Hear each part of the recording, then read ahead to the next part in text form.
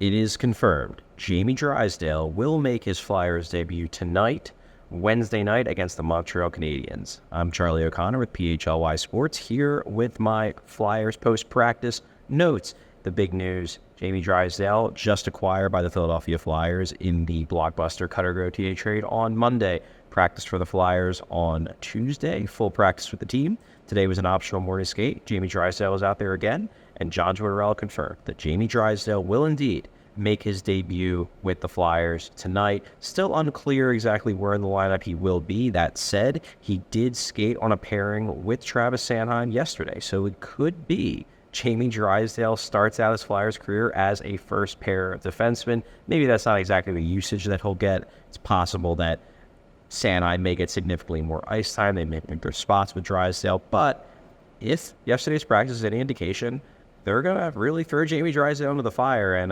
John Tortorella said, look, we know there's going to be hiccups. We know he's going to make mistakes. He's learning a new team, new teammates. He's learning a new defensive zone system. The Flyers play a zone defense in their own zone. Anaheim played a man-to-man defense. There's going to be some mistakes, but they're going to work with him. They're going to teach him.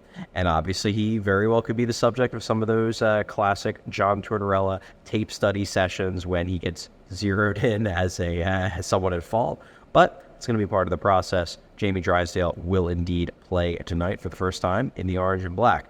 Now, how is he getting in the lineup? That's another question entirely. The Flyers, as Tortorella hinted on Monday night, are going to go 7 defensemen, 11 forwards, which means it's Nick Deslauriers who takes a seat. His second time in the last 5 games. He did sit last week, the final game of that road trip against the Edmonton Oilers. This feels a bigger deal, though. That game, you're playing against Connor McDavid at the end of a road trip. I wouldn't be surprised if Deslauriers maybe was a little bit sick or banged up or something. This feels like a legitimate scratching. And we talked to John Tortorella about the reasoning for scratching Deslauriers. Look, by the numbers, Nick Deslauriers certainly deserves to be scratched. He only has 3 points in 39 games. Really, since the end of October, his underlying measures of 5-on-5 have fallen off a cliff. So by the numbers, this makes sense. However, it's clear the Flyers value Nick Deslauriers very highly. They see him as something of a protector for the young players. He's obviously a very, very feared guy around the league in terms of his toughness, in terms of his fighting ability. He varied a lot of hits. I was skeptical the Flyers were ever going to get to the point with Nick Deslauriers where they felt like the lineup didn't need him.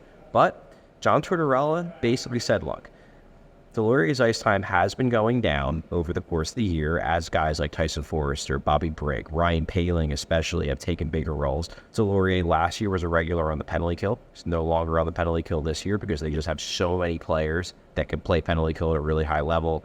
Obviously, Couturier came back, Cam Atkinson, they got Ryan Poehling. Garnet Hathaway's on the penalty kill as well. So Deslauriers kind of got pushed out there. Just cuts down on his lineup security a little bit because guys who have key roles on special teams, it's harder to pull them out of the lineup. Deslauriers right now is basically just a 5-on-5 guy, except he's not that good at 5-on-5. So the only real value he's providing is that intangible value. Basically, we'll see how this plays out. I asked John Tortorella if Deslauriers is now going to be something of a spot starter. Is he the kind of guy where maybe you're going to only put him in against teams that have, a couple fighters or are very large and throw a lot of hits? They might be the kind of team that tries to intimidate guys like Bobby Brigg and whatnot, and Cam York, and now maybe even Jamie Drysdale, who is still young and isn't the biggest guy in the world. Tortorella wasn't willing to go there. He basically said, look, I'm not going to just put him in the fight. I have too much respect for him to do that. That said, I'm sure it's going to play into his thinking. Next game after this one against Montreal, they play Minnesota. Minnesota has Pat Maroon. They have Foligno. They have quite a few big guys. I remember last year they played the Minnesota Wild in Minnesota, and the entire first period was basically just fights. I would be surprised if Nick Deslauriers isn't in the lineup for that game, just in case. Just in case they feel like they need him. To me, if you have a Nick Deslauriers, he better be in the lineup against Minnesota. That's one of the teams where you really do need a Nick Deslauriers, or else you worry about your kids just getting the crap beaten out of them on every shift. But we'll see how it plays out. My guess is that Deslauriers very well might turn into something of a spot starter, although he might still get in more games than people who focus entirely on the stats would want. The Flyers still value him. John Tortorella still respects the hell out of him. He more or less praised him all throughout the interview today, even as he was announcing the scratching.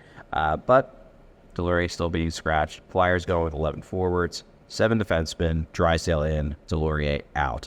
The last thing for today, we did talk to Scott Lawton after practice. He was part of the optional morning skate because it is the Pride game for the Philadelphia Flyers here at the Wells Fargo Center on Wednesday. Scott Lawton obviously has always been an advocate for the LGBTQ plus community. This is something that's very close to him, very near and dear to his heart, and he's obviously been involved in setting this up this year.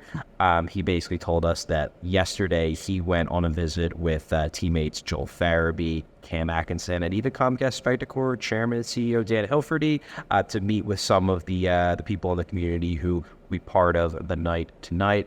Also expect Scott Lawton to be wearing the Pride tape. There was obviously a bit of a controversy at the start of the season where the NHL said that wasn't allowed. We interviewed Scott Lawton. He basically said, look, I'll take the fine when it's Pride night. I'm going to wear the Pride tape. Then the NHL backtracked and they said players are allowed to do it. So expect Lawton, and I would suspect a few other players on the team, to be wearing the tape. But as Lawton put it, he said this whole night is all about creating a welcoming environment for people who maybe aren't necessarily hockey fans before, maybe don't necessarily feel comfortable with the game. He said, look, he has members of the LGBTQ plus community at every game. He sponsors this. Has been going on for the last few years, and he meets with them. And basically he said so many people have come up to him and said, this is my first Flyers game. I've never been to a hockey game before, but I want to see more. And so that's what it's all about. It's about creating a welcoming environment. So just keep an eye out for that tonight's game. I would suspect that Lawton will be involved in some sort of pregame festivities, pregame thing to celebrate the night. But that about does it. Keep an eye out for Jamie Drysdale's debut, and keep an eye out for the PHLY Flyers post-game show after the final buzzer tonight against the Montreal Canadiens. Bill Matz will be hosting. I'll be joining after our interviews and after we talk to John Tortorella. And we'll get an update on how Jamie Drysdale did. Thanks for watching. Thanks for listening. We